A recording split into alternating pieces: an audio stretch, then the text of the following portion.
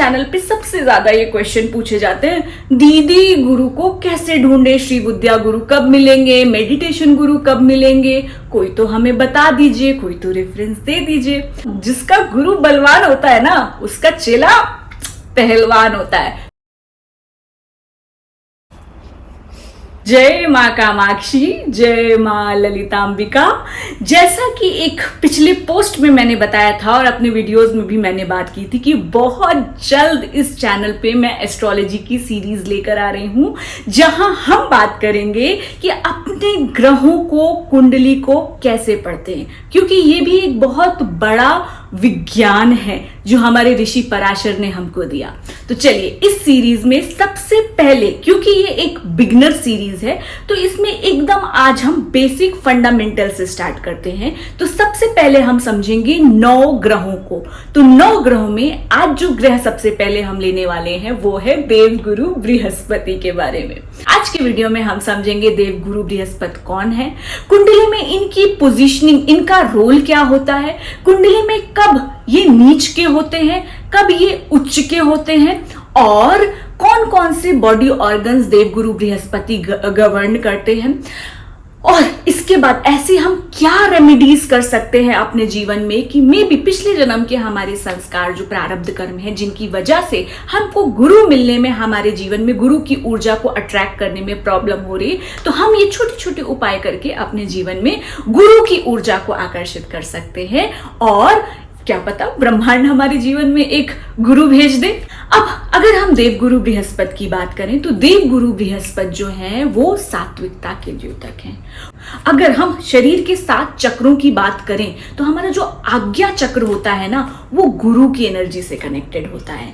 हमेशा ये कहा जाता है कि अगर आपका बुद्धि ठीक है, आपकी बृहस्पति ठीक है, तो चाहे दुनिया के सारे ग्रह खराब हो जाएं, लेकिन अगर आपका गुरु बलवान है तो आप अपने कुंडली के सारे दोषों को ठीक कर सकते हैं। अगर आपको अपनी कुंडली में देवगुरु बृहस्पति की पोजीशनिंग चेक करनी है तो उठाइए और देखिए, गुरु जिस भाव में बैठते हैं उसके भाव को थोड़ा कम कर देते हैं, उसके फल को, लेकिन जिस भाव पे दृष्टि डालते हैं ना, उसके फल को बढ़ा देते हैं, उसके शुभ फल देते हैं।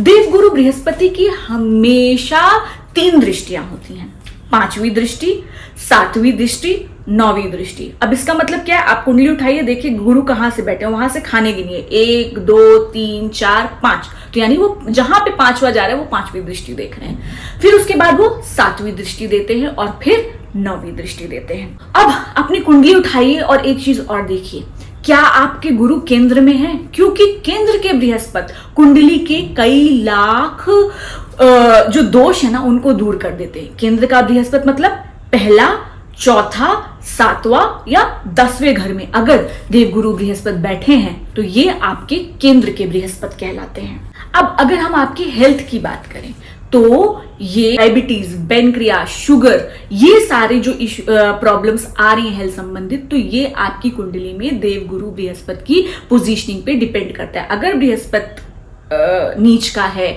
या फिर कुछ मैलेफिक प्लैनेट के साथ कंजंक्ट है, इन सब के होने की वजह से ये सारी प्रॉब्लम आ सकती हैं। तो अगर आपको आ रही है तो एक बार अपनी कुंडली में इसकी पोजीशनिंग जरूर चेक करिएगा। अब हम बात करते हैं कि क्या ऐसे लक्षण होते हैं जो बताते हैं कुंडली में कि बृहस्पति नीच का है। तो पहला ऐसा होता है कि अगर बृहस्पति राहु के साथ एक क्लोज कंजंक्शन बनाते हैं, तो अपनी कुंडली उठाइए और देखिए कि क्या बृहस्पति के साथ राहु बैठे हैं आपके, अर्थात राहु की डिग्री देखिए। आप एस्ट्रोसेज में मैंने बताया कि कैसे कुंडली देख सकते हैं, उसके ऊपर डिग्री देखिएगा, ठीक, कि डिग्री किसकी ज्यादा है, क्या राहु की डिग्री ज्यादा है अगर साथ बैठे हैं, कि बृहस्पति की डिग्री ज्यादा है। अगर राहु की डिग्री ज्यादा है तो मतलब एक क्लोज कंजंक्शन में है और आपके जीवन में आपको गुरु की ढूंढने की प्रॉब्लम हो सकती है, और किसी जन्म में आपने अपने गुरु का अपमान किया था, क्योंकि राहु क्या होती है, माया होती है ना, तो उस माया से फलीभूत होकर के कुछ तो ऐसे कर्म किए थे जिसकी वजह से इस जन्म में राहु के साथ क्लोज कंजंक्शन आ चुका है और आपके जीवन में गुरु के मिलने में प्रॉब्लम आ रही है। दूसरा, अगर देवगुरु बृहस्पति 10वीं राशि यानी मकर राशि में बैठे हैं। तीसरा, अगर इनके ऊपर क्रूर ग्रहों की दृष्टि पड़ रही है, जैसे राहु है, शनि है, तो आपको अपने जीवन में गुरु संबंधित प्रॉब्लम्स आ सकती हैं। तीसरी चीज, अगर गुरुदेव गुरु बृहस्पति छठे भाव में बैठ जाते हैं, कुंडली देखिए उठाइए, तो भी थोड़ा सा प्रॉब्लम्स आता है, क्योंकि छठा भाव आपके शत्रु, ऋण, कर्म इन सब का होता है। देवगुरु बृहस्पति को जो धातु रिप्रेजेंट करती है वो है सोना, और देवगुरु बृहस्पति को जो रत्न रिप्रेजेंट करता है वो है पुखराज, येलो सफायर, ठीक। और बहुत से एस्ट्रोलॉजर्स है ना, अपने आप कुछ नहीं करिएगा, जब देव गुरु बृहस्पति को स्ट्रेंथन करने की बात होती है तो ये जो उंगली है ना, ये अनामिका उंगली है, इसमें सोना पहनवाते हैं ताकि आपका बृहस्पति स्ट्रेंथन हो सके। अपनी मर्जी से नहीं पहनिएगा, एक बार किसी ज्योतिष से कंसल्ट जरूर कर लीजिएगा। अब प्रश्न आता है कि ऐसे कौन से उपाय करें अगर हमारे जीवन में हमें सच्चे गुरु नहीं मिल रहे हैं, बहुत से धोखे, छल, ये सारी चीजें आ रही हैं, हम समझ नहीं पा रहे हैं या कोई गुरु है ही नहीं। ऐसे कौन से 5 उपाय हम कर सकते हैं जिससे अपने जीवन में हम गुरु कृपा को आकर्षित कर सकते हैं? तो सबसे पहला जो मैं हमेशा इस चैनल पे बताती हूँ, गुरु की निंदा नहीं करने का, ठीक। आपने जहां से भी जो भी सीखा है उन गुरु के लिए आप ग्रैटिट्यूड रखिए, ऑलवेज से थैंक यू। देखिए कलयुग है ना, हर जगह आपको 100% परफेक्ट नहीं मिल सकता है, ठीक। तो जितना भी उन गुरु ने आपको सिखाया है, अपने दिल में उनके लिए धन्यवाद रखिए। लेकिन हैविंग सेड दैट, जब तक कि कोई बहुत मेजर, मैंने हमेशा बोला, सेफ्टी इश्यूज, मेंटल, फिजिकल ऐसी आपको ना दिखे जिसके लिए अलर्ट करना है, तब तक कोई निंदा कहीं जाकर किसी एक गुरु की दूसरे गुरु से कभी मत करिए। और अगर आप अलर्ट भी करना है तो डायरेक्टली कभी नाम मत लीजिए, है ना, क्योंकि कुछ तो सिखाया होगा ना उन्होंने, उसका ग्रैटिट्यूड हमेशा रखिए। दूसरा, कभी भी किसी गुरु से अगर आप कुछ सीख रहे हैं या दीक्षाएं ले रहे हैं और उन्होंने निशुल्क आपको दी है, तो दान जरूर करिए, डोनेशन, क्योंकि हर चीज का एक ऋण होता है। मान लीजिए उनके यहाँ डोनेशन का सिस्टम नहीं है, आपको क्यूआर कोड या कुछ ऐसा नहीं दिया गया, तो आप उनके नाम का किसी मंदिर में दान कर दीजिए, उनके नाम का किसी अनाथ बच्चों में, अनाथ आश्रम में दान कर दीजिए, किसी पशु को खिला दीजिए, और किसी धर्म कार्य में आप उसको दान कर सकते हैं अच्छे। और ब्रह्मांड को कह सकते हैं कि ये जो मैंने शिक्षा सीखी, मैं इसका जो पुण्य है वो उनको देता हूं। उनके ऋण तो नहीं चुका सकता हूं, लेकिन ये एक छोटा सा कर्म है, उन तक पहुंच जाए, क्योंकि कोई ऐसा दिख नहीं रहा कि मैं इस गुरु ऋण को चुका पाऊं, ठीक। तीसरी चीज, बिना सोचे समझे दीक्षाएं मत लीजिए। अगर आपको सोचना है, समझना है, एक्सप्लोर करना है, आप करिए, हर जगह करिए, क्योंकि यूट्यूब है ना, ऑनलाइन है, कलयुग है, तो मैं एक बहुत प्रैक्टिकल एडवाइस आपको दूंगी। लेकिन दीक्षाएं मत लीजिए जब तक कि आपको पूर्ण विश्वास न हो जाए, क्योंकि कॉन्सिक्वेंसेस, अगर आपने कहीं से दीक्षाएं ले ली, जब तक आप उन गुरु को सरेंडर नहीं है या दिल नहीं जुड़ा, बस ऐसे के भी टाइम, ऐसे जब तक नहीं मिल रहा है मैं ले लेता हूं, आगे देख लूंगा, और जब आप उन गुरु को छोड़कर जाएंगे तो उनके दिल को बहुत तकलीफ होगी। वैसे तो गुरु निर्गुण अवस्था में होता है, लेकिन फिर भी एक कर्म बंधन आप उनके साथ जोड़ रहे हैं। और अगर आप सरेंडर नहीं है तो बहुत स्पष्ट तरीके से उनसे एक कम्युनिकेशन रखिए, ताकि एक ट्रांसपेरेंसी रहे, एक एक्सपेक्टेशन बहुत आप राइट सेट करिए। कॉन्सिक्वेंसेस ये हो सकता है कि आप उस गुरु परंपरा का ऋण अपने ऊपर लेते हैं, और जब वो आप ऋण लेते हैं तो अगले जन्म में फिर अगर आपने उन गुरु के साथ आगे नहीं निभाया, बहुत कुछ ऐसे किया, तो वो फिर आपकी कुंडली में बृहस्पति की पोजीशन को या तो नीचा बनाता है या राहु के साथ कंजंक्ट कर देता है, क्योंकि वो कर्म आप कैरी करते हैं। मेडिटेशन, मैंने हमेशा बताया ना, आप अगर ललिता सहस्त्रनाम में पढ़े तो देखिए आज्ञा चक्र की बात की गई है ना, आज्ञा चक्र की देवियों की बात की गई है। और अगर आप चक्र विज्ञान को भी समझे तो ये जो आपका आज्ञा चक्र है ना, वो बृहस्पति को रिप्रेजेंट करता है। एक मेडिटेशन ऑर्गेनाइजेशन, वहां पे एक स्टडी हुई थी, क्योंकि उनका पूरा एक ज्योतिष एकेडमी है, तो वहां पे पूरे ज्योतिष की डिग्रीज दी जाती हैं और पूरे प्रॉपर कोर्स करवाए जाते हैं। तो वहां पे एक आपके, मैंने क्रिलियन फोटोग्राफी की बात की गई, तो वहां पे जो 7 चक्र हैं उनको मैप किया गया। पहले कुंडली के ग्रह देखे गए कि इनकी कुंडली में ग्रहों की पोजीशनिंग क्या है, क्या नीच का है, क्या, फिर उसके बाद एक्टिविटीज करवाई गई लाइक मेडिटेशन और भी, और फिर उस ग्रहों की पोजीशनिंग, उस चक्र पे पोजीशनिंग देखी गई। तो बिफोर और आफ्टर एनालिसिस प्लस कुंडली की सिचुएशन, तो क्या पाया गया, भले ही कुंडली में वो ग्रह नीच का है, लेकिन जब मेडिटेशन करवाया गया तो ये जो चक्र है ना, आगे चक्र, वो अपने आप एक बैलेंस में आने लगा।